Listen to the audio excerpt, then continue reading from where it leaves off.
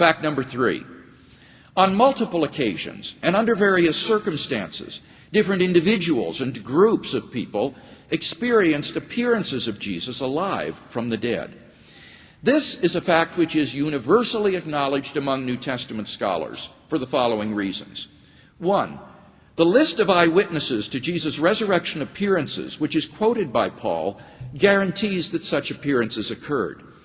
The old formula quoted by Paul goes on to say, "Then he appeared to Cephas, then to the 12. Then he appeared to more than 500 brethren at one time, most of whom are still alive, though some have died. Then he appeared to James, then to all the apostles. Last of all, as to one untimely born, he appeared also to me."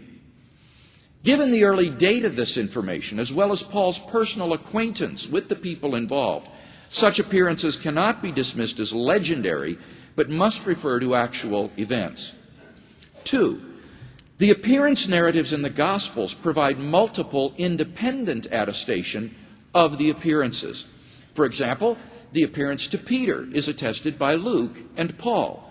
The appearance to the 12 is attested by Luke, John, and Paul. The appearance to the women is attested by Matthew and John. And appearances in Galilee are attested by Mark, Matthew, and John. The appearance narratives span such a breadth of independent sources that it cannot be reasonably denied that the earliest disciples did have such experiences.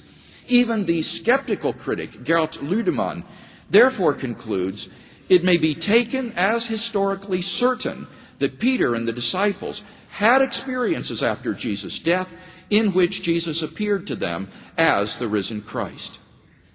Finally, fact number 4.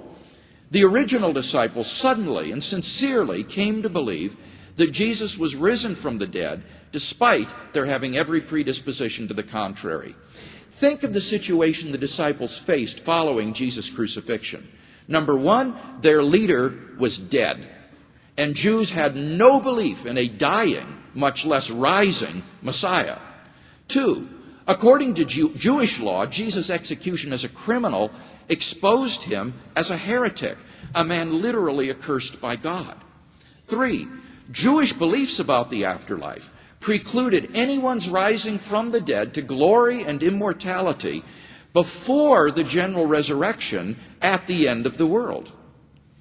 Nevertheless, the original disciples suddenly came to believe so strongly that God had raised Jesus from the dead that they were willing to die for the truth of that belief. Luke Johnson of Emory University states, some sort of powerful, transformative experience is required to generate the sort of movement earliest Christianity was. And N.T. Wright, an eminent British scholar, concludes, that is why, as a historian, I cannot explain the rise of early Christianity unless Jesus rose again, leaving an empty tomb behind him. In summary, there are 4 facts agreed upon by the majority of scholars who have written on this subject: Jesus' burial by Joseph of Arimathea, his empty tomb, his post-mortem appearances, and the origin of the disciples' belief. And thus the majority of scholars would agree with my first contention.